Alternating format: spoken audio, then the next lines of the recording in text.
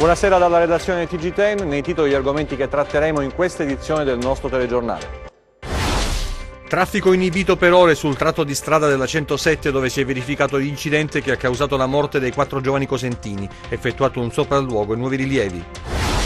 Hanno sostato per ore davanti ai cancelli di Calabria Maceri in attesa di via libera per poter scaricare, ma l'operazione era consentita solo ai comuni in regola con i pagamenti. Dalla riunione in regione arriva una fumata bianca, ma i comuni dovranno pagare almeno il 50% del dovuto entro lunedì. Il Consiglio Comunale di Vibo ha dedicato un'intera seduta ai problemi del sistema sanitario del territorio, denunciate le criticità e chiesto l'intervento del commissario. I PM di Salerno vogliono processare il procuratore di Castrovilla Eugenio Facciolla di ipotesi di accusa e di corruzione in atti d'ufficio e falso ideologico. L'udienza preliminare è fissata per il 27 novembre. Il centrodestra trova la quadra e sigla il patto dell'unità, il PD e il Movimento 5 Stelle vicinissimi all'accordo, mentre Oliverio manda da Zingaretti un pacco contenente 5.000 firme per chiedere le primarie. Presentazione a Palazzo dei Bruzzi della 39esima edizione della Sagra dell'Uva e del Vino di Donnici che aprirà i battenti venerdì 11 ottobre.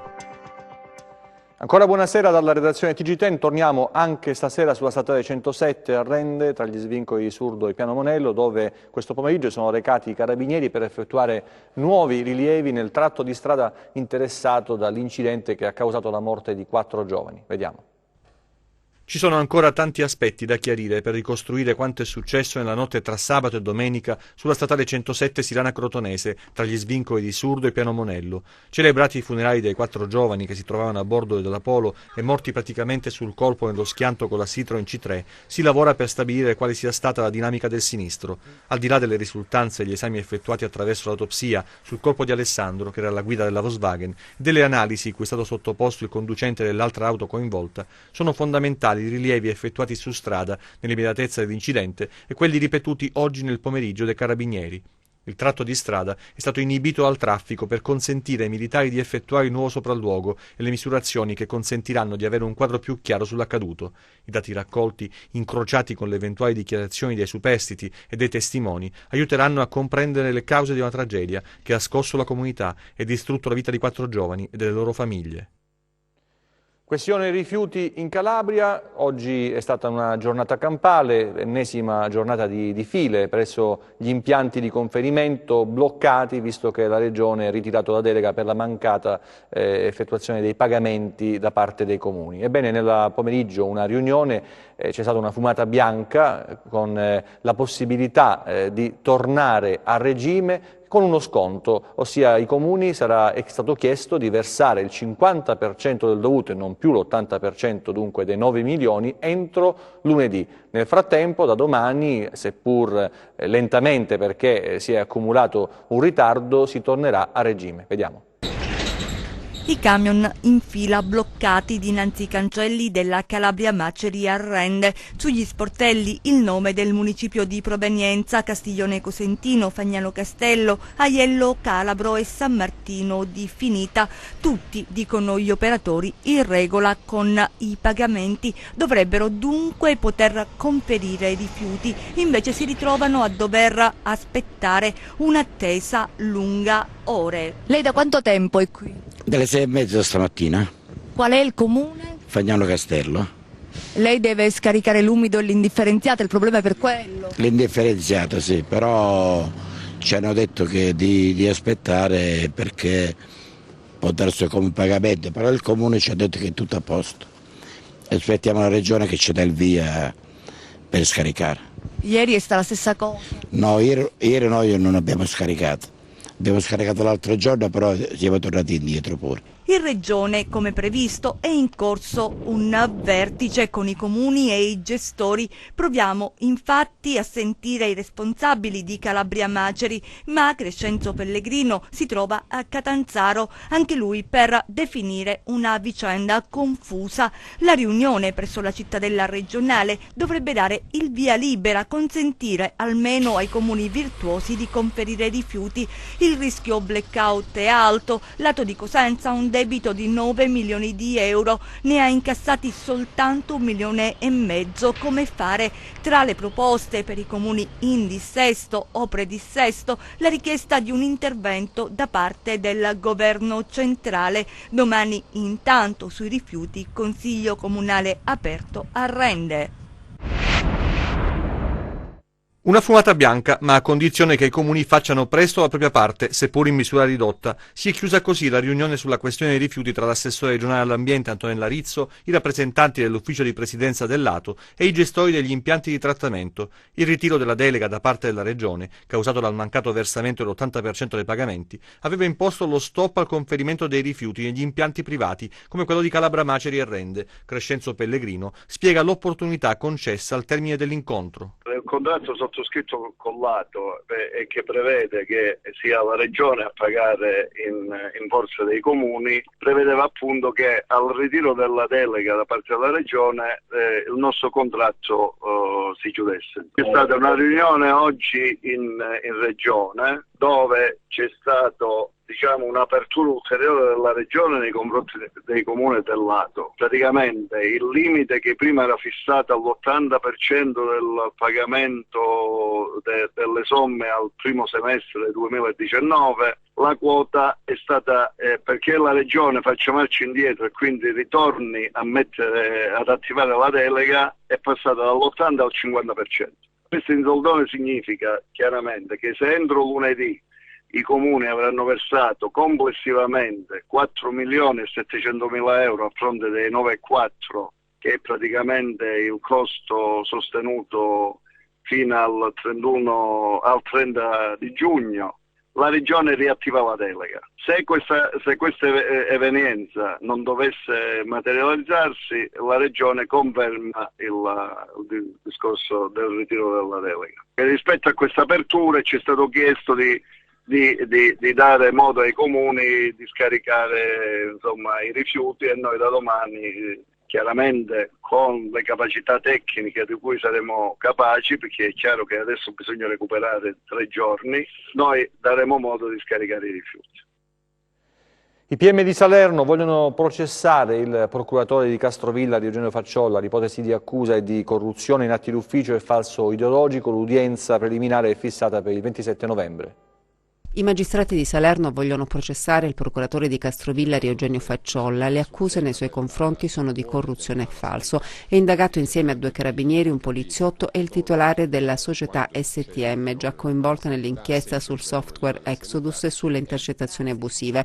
La procura della città campana ha chiesto oggi il rinvio a giudizio per il procuratore Facciolla, per il carabiniere della Forestale Alessandro Vincenzo Nota, il maresciallo dei carabinieri forestali Carmine Greco, il poliziotto Vito Tignanelli e per la moglie di quest'ultimo, Maria Aquino, titolare della società STM. La vicenda ruota attorno al noleggio delle apparecchiature che servivano all'ufficio del procuratore Facciolla per intercettare i cellulari degli indagati e le conversazioni ambientali. La procura di Salerno contesta a Facciolla di aver procurato un ingiusto vantaggio patrimoniale alla STM, società di fatto amministrata, sempre secondo le accuse, dal poliziotto Vito Tignanelli, con il quale il procuratore avrebbe intrattenuto, scrivono i magistrati campani, relazioni personali risalenti a circa 20 anni addietro. In cambio avrebbe ottenuto il servizio di videosorveglianza della propria abitazione. C'è una nota della Guardia di Finanza in cui c'è scritto che dal solo ufficio guidato da Facciolla la STM ha incassato in totale la somma di 761.837 euro, ma Facciolla avrebbe procurato un ingiusto vantaggio all'STM anche per le violazioni del codice della strada. Quando un mezzo della società riceveva una multa, secondo la procura di Salerno, Facciolla attestava l'improcrastinabilità dello svolgimento dell'attività di indagine, allegando ai verbali di contestazione le sue giustificazioni. I magistrati campani contestano inoltre false annotazioni di servizio per coprire un carabiniere, il maresciallo Greco, finito nei guai per i suoi rapporti con soggetti legati alle cosche e arrestato nel luglio del 2018. L'annotazione riguarda i rapporti del maresciallo con l'imprenditore Antonio Spadafora, coinvolto nell'inchiesta antimafia Stige e dalla quale è partita tutta l'indagine. Il maresciallo Greco era stato intercettato nell'ambito di un'operazione della DDA di Catanzaro e da quelle telefonate era emerso che il militare aveva manipolato un'indagine che stava conducendo per conto della procura di Castrovillari. Accuse pesantissime dunque per il magistrato calabrese, che il prossimo 27 novembre dovrà comparire dinanzi al GUP del Tribunale di Salerno per udienza preliminare, che dovrà esaminare la richiesta di rinvio a giudizio disposto dal PM, titolare delle indagini.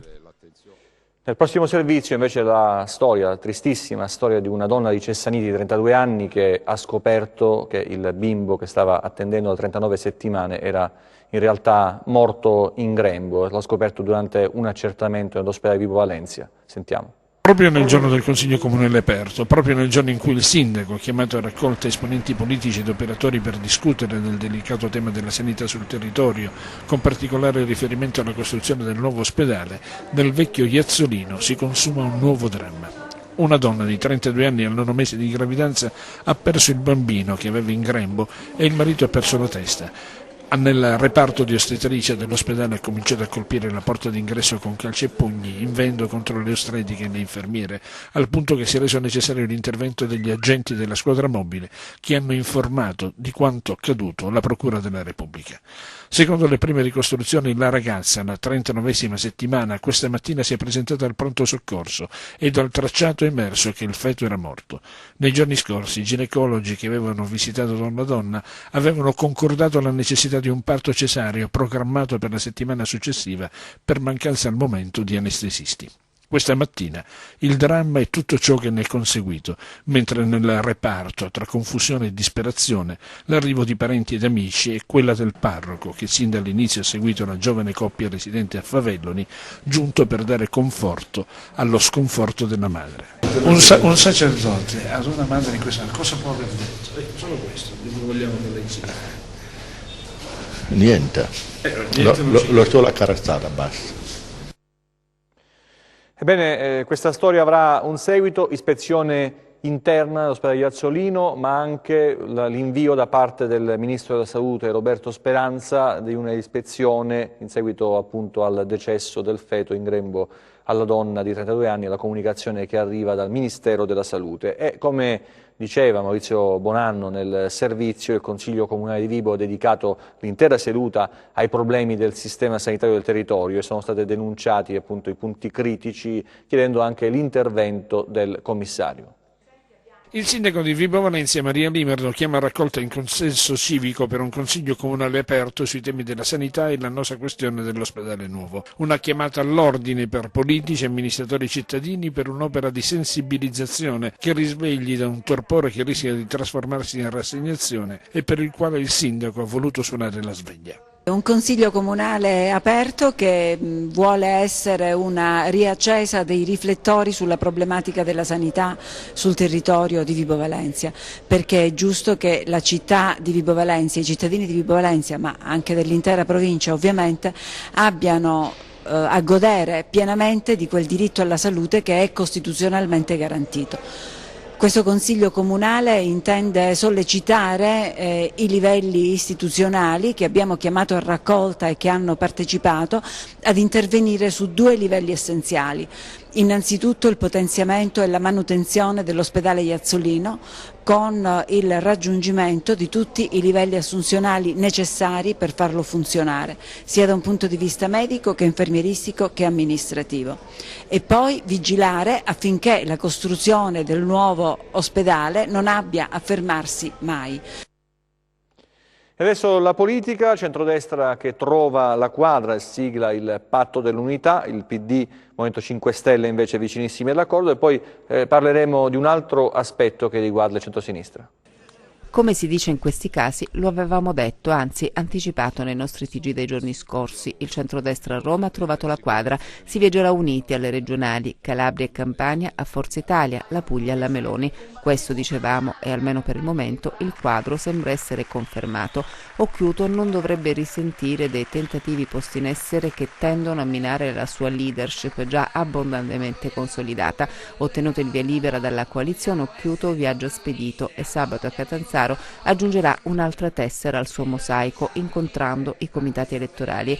Anche il PD si appresta a chiudere l'accordo con i 5 Stelle e qui prende sempre più corpo la candidatura di Pippo Callipo, mentre Oliverio dovrà trovare una nuova soluzione che non comprende il Partito Democratico. Come si muoverà è difficile fare previsioni. Di certo non vi è alcuna possibilità che il presidente uscente riallacci i contatti con Renzi e quindi Italia Viva. Una cosa è certa, il governatore non rimarrà con le mani in mano, non rincorrerà il PD e non rinuncerà ad essere in campo. Del resto può sempre contare sul gruppo di sostenitori che non più tardi di qualche giorno fa ha affollato il teatro di Catanzaro chiamando il partito a considerare la ricandidatura di Oliverio. E questo pomeriggio sono state consegnate 5.000 firme raccolte in Calabria a sostegno delle primarie. Sentiamo. Sono 5.000 le firme raccolte in Calabria e consegnate oggi ai componenti della segreteria nazionale del PD Stefano Vaccari, responsabile dell'organizzazione, Marco Miccoi della segreteria e Nicola Oddati, responsabile per il Mezzogiorno. I circoli DEM calabresi chiedono la convocazione delle primarie per scegliere il candidato presidente alle prossime elezioni regionali. La delegazione, composta da 64 persone, tra cui una decina di sindaci e segretari di circolo, durante l'incontro nella sede del partito al largo del Nazareno, ha consegnato il documento approvato dall'Assemblea regionale dei circoli svoltasi il 27 settembre a Catanzaro. Nel documento si sottolinea, tra l'altro, la necessità di una valutazione attenta e rigorosa dell'esperienza del presidente uscente Mario Oliverio. Abbiamo accolto con soddisfazione l'annuncio da parte del responsabile Mezzogiorno Oddati che a breve sarà avviato un percorso di ascolto dei territori in ogni federazione provinciale e che le decisioni non saranno prese fuori dalla Calabria, ha detto Giuseppe Dell'Aquila, delegato dell'Assemblea dei segretari di circolo e amministratori del PD, che con Barbara Panetta, segretario di circolo, ha incontrato i dirigenti DEM. Siamo qui, ha aggiunto, per ribadire con forza quanto affermato dal segretario nazionale Zingaretti: i territori devono essere protagonisti. Questo purtroppo in Calabria non sta accadendo. Ci impediscono ogni discussione sulle alleanze, sul candidato presidente e sul programma. Purtroppo il PD della Calabria è commissariato e chi esprime il proprio dissenso ogni giorno subisce le minacce di espulsione dal partito. Adesso parliamo di salute. La morte cardiaca improvvisa è una patologia che riguarda giovani e meno giovani, è molto importante la prevenzione. 2000 persone ogni anno in Calabria sono vittime di morte improvvisa, una patologia che può colpire giovani e anche meno giovani senza alterazioni strutturali del cuore. Spesso le cronache ci raccontano di persone che si accasciano sui campi di calcetto durante una partitella tra amici. Molte volte si tratta di ragazzi che non hanno mai manifestato problemi di salute, morti che lasciano increduli e sgomenti. Questi eventi non sono sempre prevedibili o prevenibili e quindi ci saranno dei casi ancora perché fa parte un poco della patologia. Nei giovani la morte cardiaca improvvisa è prevista sicuramente in casi minoritari e per patologie che spesso non si appalesano con dei sintomi o dei disturbi. Il primo sintomo purtroppo è proprio l'evento drammatico che accade spesso durante attività agonistica o sportiva comunque. Che incidenza c'è per quanto riguarda la morte cardiaca improvvisa? Ma diciamo globalmente abbiamo un caso ogni 9 minuti in Italia. In Calabria siamo un po' più fortunati, un caso ogni 4 ore, ma siamo nell'ordine di 57.000 casi all'anno, molto più di alcune patologie neoplastiche. Allora, si può prevenire la morte cardiaca improvvisa? Ci sono dei campanelli d'allarme? Le patologie che espongono in età giovanile a questo tipo drammatico di evento sono patologie che potrebbero, con un elettrocardiogramma, non sempre, ma con un elettrocardiogramma di base potrebbero essere svelate in anticipo. Ma spesso non sono giovani che fanno attività agonistica. L'attività agonistica prevede quantomeno una visita di base, un elettrocardiogramma, però in giovani che sviluppano, vogliono fare la partitella della domenica e così, che non passano attraverso la visita o comunque la valutazione di un medico dello sport, è chiaro che possono sfuggire e manifestarsi con questo evento destruente. A proposito della notizia e del servizio che abbiamo visto che riguarda il procuratore Facciolla, c'è una nota da parte del difensore dell'avvocato Facciolla, l'avvocato Zecca. La diffusione della notizia della fissazione dell'udienza preliminare con i relativi contenuti interviene con singolare tempistica, scrive, perché si tratta comunque di un atto a segretezza relativa, cioè che sorprende, e anche che abbia ad oggetto perfino una contestazione da cui il coinvolgimento del procuratore Facciolla è stato escluso dai risultati dell'incidente probatorio richiesto dalla stessa procura di Salerno. L'insistenza relativamente a questa contestazione mi lascia a dir poco perplesso, proprio in termini di concretezza dell'accusa. Lo afferma appunto l'avvocato Zecca. Per quanto attiene all'altra ipotesi di reato, va precisato che il procuratore aveva conoscenza che le immagini del sistema di sicurezza posto a tutela della sua persona, fatte installare dal Comitato per la Sicurezza, avevano quale destinatario la questura, come normale che sia, e non altri soggetti, perché altrimenti sarebbe vanificato l'intero sistema di sicurezza. E prosegue poi la nota. E adesso vediamo i nostri 100 secondi.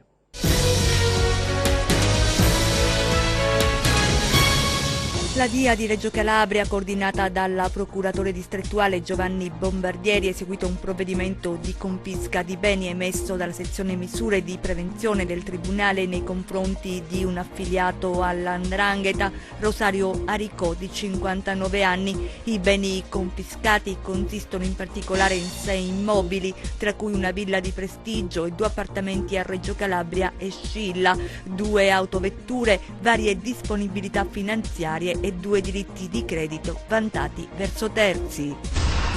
Percepiva il reddito di cittadinanza ma aveva addosso 10 grammi di cocaina. Un uomo di 47 anni è stato arrestato dalla Guardia di Finanza con l'accusa di detenzione ai fini di spaccio di sostanze stupefacenti. A conclusione del giudizio direttissimo chiesto dalla Procura di Lamezia Terme, è stato disposto nei confronti del 47enne l'obbligo di dimora nel comune di residenza. Dal momento inoltre che i finanzieri avevano constatato che l'uomo risultava percettore del reddito di cittadinanza, è stata ordinata l'immediata sospensione del beneficio. È stata ritrovata all'interno della stazione Termini a Roma la 37enne di Pizzo, di cui si erano perse le tracce domenica scorsa. Ad accorgersi di lei sono stati gli agenti della Polfer. A loro la donna, che è stata tranquillizzata e accompagnata in una struttura, ha manifestato la volontà di tornare a casa. A breve incontrerà i genitori. Un 22enne è stato arrestato dalla polizia a Paola con l'accusa di spaccio di sostanze stupefacenti. Durante una perquisizione domiciliare effettuata dalla polizia è stata rinvenuta nascosta nella stanza da letto della cocaina e della marijuana. Il giovane è stato sottoposto agli arresti domiciliari. Incidente anche nei pressi di Castrovillari, 2 persone coinvolte, vediamo. Incidente questa mattina a Castrovillari all'ingresso di Contrada Pietà. 2 le autovetture coinvolte, una Mercedes con alla guida un uomo di Castrovillari e una Ford Fiesta con a bordo una donna di Cassano si sono scontrate per cause in corso di accertamento. La donna è stata trasportata in codice rosso a pronto soccorso castrovillarese dal personale del 118 intervenuto sul luogo dell'incidente, ma non sarebbe in pericolo di vita. Oltre ai sanitari, sul posto i carabinieri della compagnia di Castrovillari, i vigili del fuoco del distaccamento locale e il personale della Polizia di Stato e della Polizia Municipale, che hanno proceduto ai rilievi del caso per stabilire le cause del sinistro. E adesso parliamo della Scuola Superiore di Pubblica Amministrazione, dell'Unical, che compie 10 anni, avvia nuovi master. Abbiamo parlato con il direttore, il professor Ragnolo. 10 anni di attività per la Scuola Superiore di Pubbliche Amministrazioni all'Unical, un risultato importante, un traguardo importante. Il professor Francesco Ragnolo, voi la festeggiate con 2 master che daranno la possibilità di specializzarsi a tanti studenti. Sì, in verità i master costituiscono come dire, 2 fiori all'occhiello della Scuola Superiore di Pubblica Amministrazione, di Scienze delle Pubbliche Amministrazioni, il Master in Management Pubblico e il Master in Diritto del Lavoro. Questi master colgono perfettamente qual è il senso della scuola, sia nel contesto nazionale che nel contesto locale. Nel contesto nazionale è l'idea di moltiplicare e specializzare saperi nuovi per le pubbliche amministrazioni percepite come organizzazioni complesse che devono fronteggiare fenomeni spesse volte intrattabili, pensate all'immigrazione o pensate all'inquinamento, e che devono sempre di più confrontarsi con un territorio ricco di conflitti e di nuove sfide. pubbliche. Dal punto di vista del locale, del territorio, la scuola ha questa sua vocazione di forte radicamento nel territorio, di formazione dei quadri delle amministrazioni pubbliche da una prospettiva appunto non solo strettamente giuridica ma più ampia e quindi manageriale, e che tenga conto anche un processo di formazione che riguardi anche i nuovi laureati, i nuovi giovani. La scuola infatti da questo punto di vista è da un lato una gamba della filiera di formazione del nostro Dipartimento, perché riguarda appunto la formazione extrauniversitaria, e dall'altra parte una gamba della cosiddetta terza missione, cioè di quello strumento che le università utilizzano per dialogare e valorizzare il loro rapporto con il territorio, in questo caso con la formazione di quadri e di figure manageriali nelle pubbliche amministrazioni. Chiudiamo con un evento che parte domani, venerdì 11 ottobre, la sagra dell'uva e del vino a Donnici.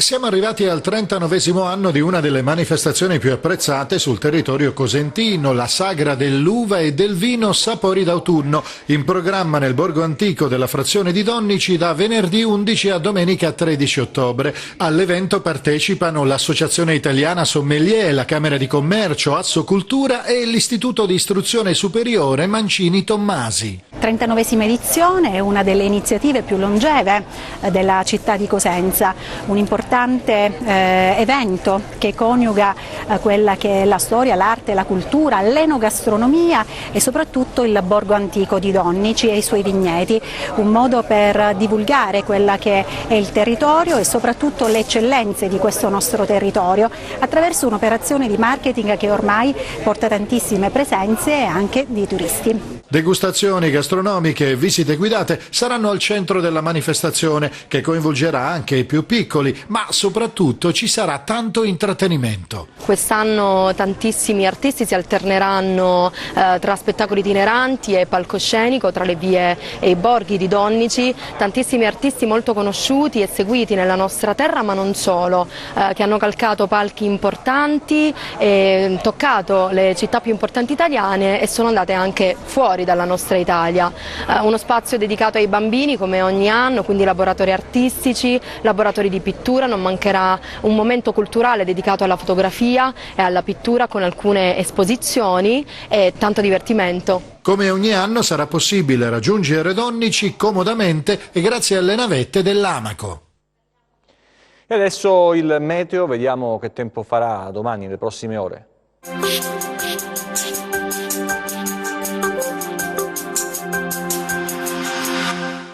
Il rafforzamento dell'anticiclone sul Mediterraneo garantirà una fase di tempo stabile con temperature sopra le medie del periodo. Domani sereno su tutto il territorio, salvo locali addensamenti nuvolosi con occasionali brevi piovaschi nelle ore centrali della giornata sulle zone montuose. Temperature in ulteriore lieve aumento e sopra le medie del periodo. Passiamo ai mari e ai venti. Domani poco mosso o mosso il Tirreno, con ventilazione debole da direzione variabile, poco mosso sotto costa il Golfo di Corigliano, mosso al largo, mosso o molto mosso lo Ionio centro-meridionale, venti deboli o moderati dei quadranti settentrionali. Prima di salutarci vi ricordo il nostro sito web www.meteoincalabria.com e la nostra pagina Facebook Meteo in Calabria. TG che finisce qui, ci vediamo nelle prossime edizioni, grazie della vostra attenzione, arrivederci ancora, buona serata.